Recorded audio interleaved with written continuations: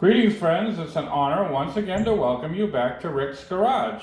I have my snowblower in the shop once again. We're going to be changing the auger belt. Now there's lots of videos on how to change an auger belt on these Cub Cadet snowblowers. However, there are none on this particular model. As you can see here, this is a Hydo drive.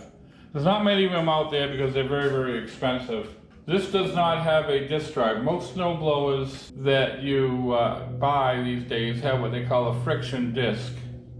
And my last snowblower I had that, but because of the type of snow we get here in southeastern New England, the snow is quite often heavy and wet. Condensation would build up on the friction disc, and I found that it would slip, and I was having to provide most of the forward momentum. So when I decided to buy a new snowblower, I got a Hydo drive. Now these things will power through anything. These wheels will not stop turning.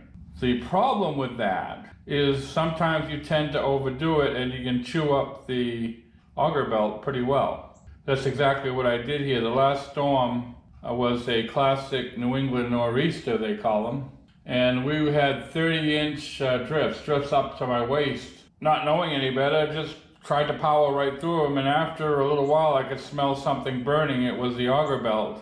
I managed to get enough of the driveway done to get a car out, and I went down to my local power store, and there was a line of about 30 or 40 people out the door waiting to get in there, that everybody had needed parts for their snowblower as a result of that storm. So I went down to the tractor supply store and I bought a generic belt as close as I could get to the actual size I needed. It was a little bit bigger than I needed, and I put it in. I was able to finish snowblowing. It did slip a little bit, but I was able to get the job done.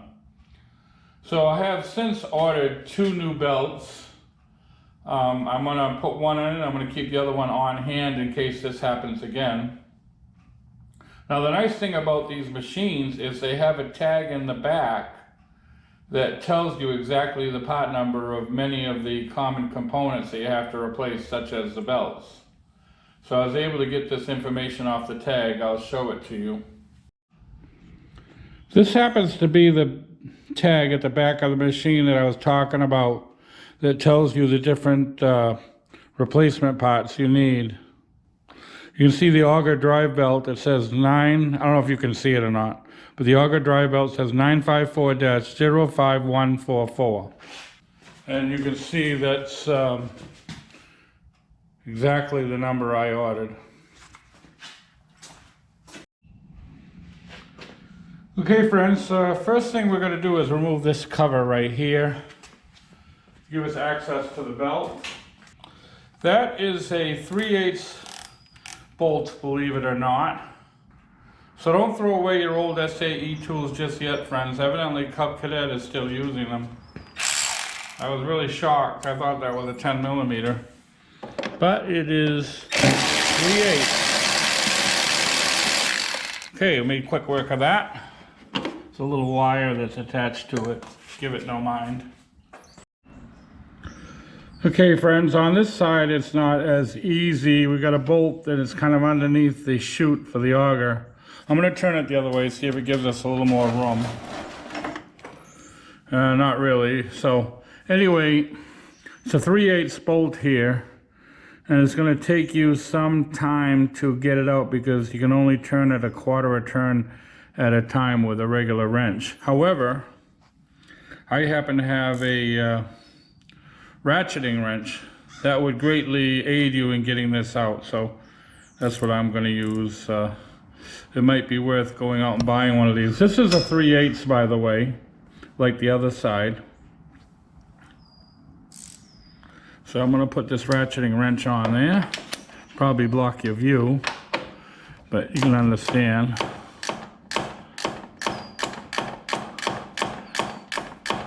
See how little room you have to turn that.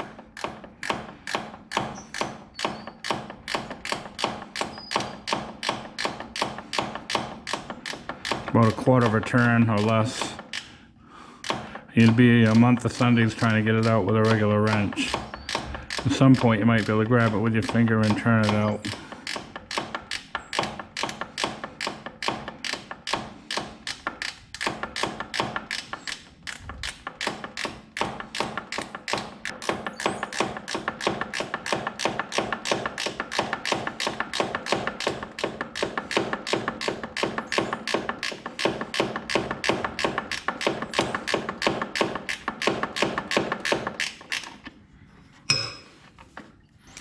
Looks like I got it now. Yep, there it is. It's out. We're back around the other side, and I've turned the auger back the other way. As you recall, to get the other bolt out, we had turned the auger this way. And we're going to attempt to lift this cover out. It should come off without too much difficulty. Let's see what happens. Yeah, there it is, it's out. Okay, now that exposes the belt that we had put on, that temporary belt. So that's all we can do right now from here. We can slip this off actually right like that, but we gotta tip the machine to get the bottom part of that belt off. Now, make sure you have less than a half a tank of gas. If you have a full tank of gas, gas is going to leak out of the cover. So I'm going to check that right now, see how much gas is in this thing. Yeah, it's not too much gas. I think we should be okay. But if you have this thing filled up, for sure, you're going to leak gas. Now you might want to get someone to help you tipping this machine up, because that's what we've got to do to access the bottom part of the belt. So I'm going to get someone to help me do that, and I'll come back when we get the machine tipped up. So that's good. I've got the machine tipped up on the auger housing, and there does not appear to be any gas leaking, so it looks like we're okay. Like I said, get somebody to help you with that. This machine's very, very heavy. Okay, so now we have to remove this plate that will give us access to the bottom part of the belt. And these are 5/16.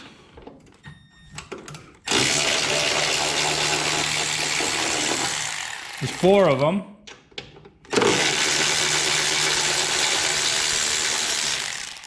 You can actually use a 8mm if you want. 8mm and 5/16 are almost exactly the same size.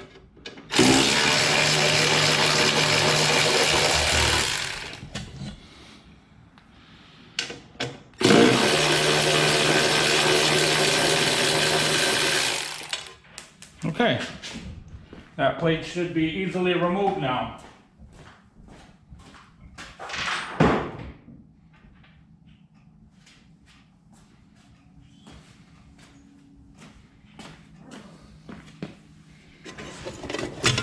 All right, so what I'm going to do here before I do anything else is this is the adjustment for the auger belt. And what I did was I adjusted it to give it as much tension as possible because the temporary belt I installed was a little bit oversized. So I'm going to put that back to where it was. And you can see the mark right there that shows where the actual original adjustment was. So I'm going to put it back to that. Now for some reason there's 2 different sizes here. One's a 3/8 and the other one's a 5/16. So I'm going to push that back to where it was. I'm going to retighten it.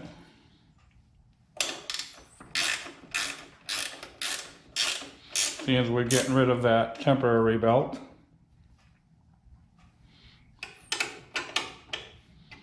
Yeah, so evidently Cub Cadet is still manufacturing their stuff in the US with standard tools. Yeah, it says it was manufactured in Cleveland, Ohio. Now we've got a little keeper right here we have to remove to get the belt out. You'll need 2 wrenches for this. You'll need a 9/16 and a 3/4.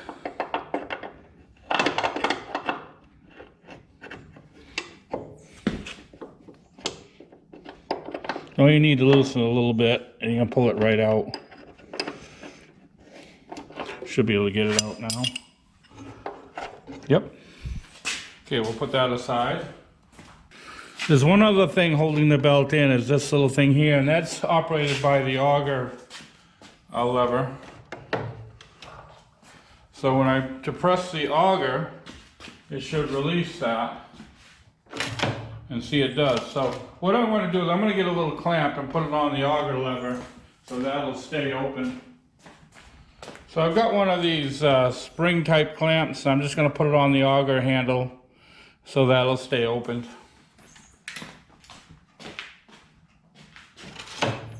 Yeah, that was easy enough. So now we should be able to slip this belt off quite easily. And I should be able to pull it right out from the top. And there it is, it's out. So now we're going to install the new belt. So now I'm going to take one of the new belts and slip it in from the top.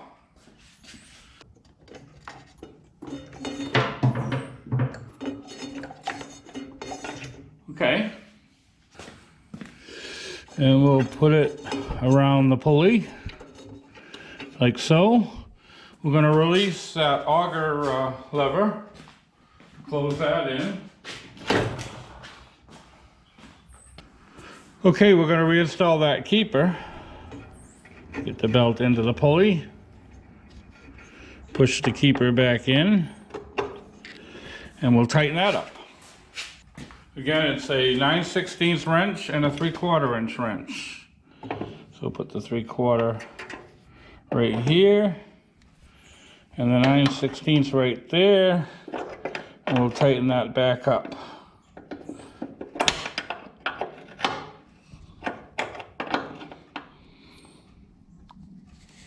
There. Now that belt's going nowhere. Okay, at this point, we can reinstall the plate. So let's do that. This belt isn't coming off.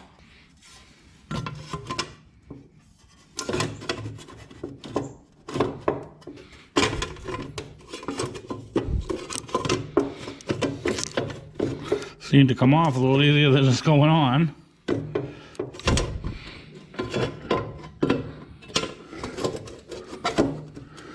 There we go.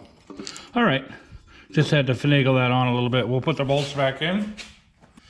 As you recall, there were 4 of them. Get all 4 started.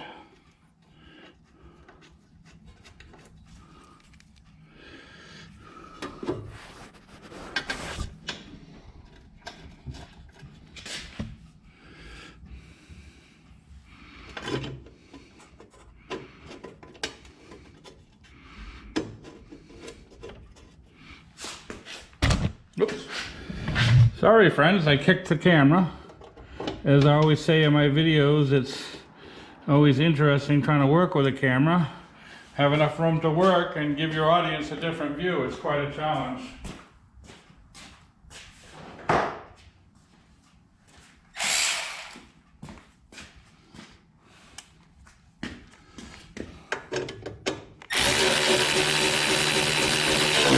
And again, these are 5/16.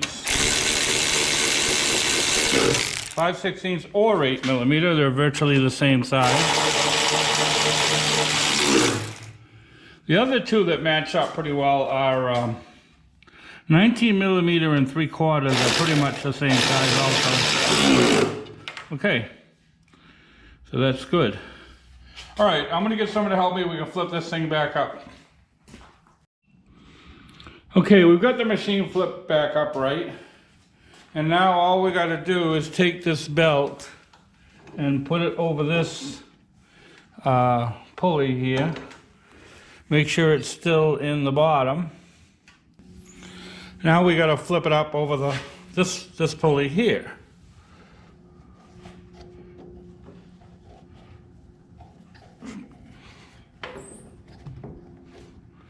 Now I actually had to turn the motor to do that.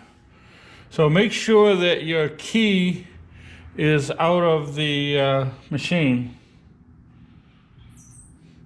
So it looks like this thing is ready to go. Let's. I'm going to depress the auger pulley, the auger handle, and see. Oh yeah, that goes nice and tight. Yep, that's going to work quite well. Okay, so now we got to put the auger cover back on. Now, one thing I want to caution you on, the bolt on the opposite side where this chute is kind of difficult to get at, and the temptation would be to not to bother to put it back on. But you need to, you can see right here, if you look inside this cover, there's a keeper right there. And if you do not put the other bolt on, then this belt could slip right off. So you need to put both of these bolts on. So we're going to slip this cover back in. The auger chute is a little bit in the way.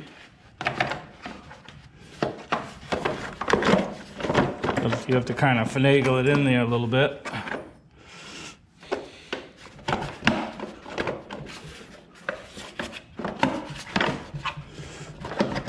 Almost got it. There we go. All right, so you have to kind of struggle with it a little bit. Okay, so we're going to get this side started first, but we're not going to tighten it all the way till we get the other side going. So don't forget this little wire clip here.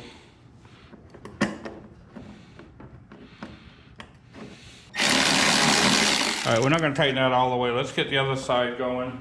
All right, the other side's going to be quite tedious, so I'm going to do that off camera. And I'll come back when I get that all tightened up and we're ready to try it.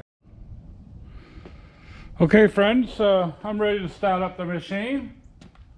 We'll find out how good we are. I'm going to get the auger going the other way in case something flies out at the camera.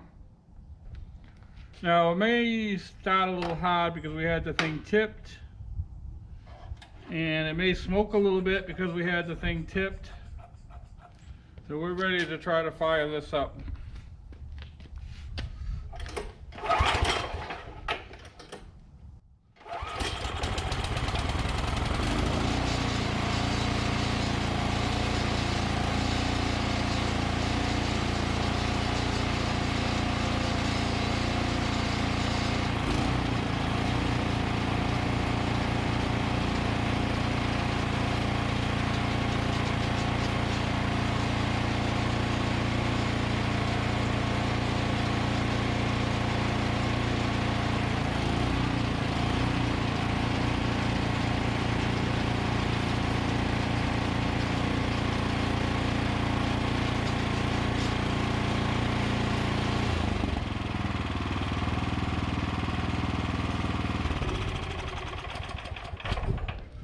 Okay, as you can see, it seems to be working quite nicely. Looks like we're ready for tonight's storm. So I'm going to gas this thing up, check the oil, and park it. So once again, I want to thank you for watching Rick's Garage.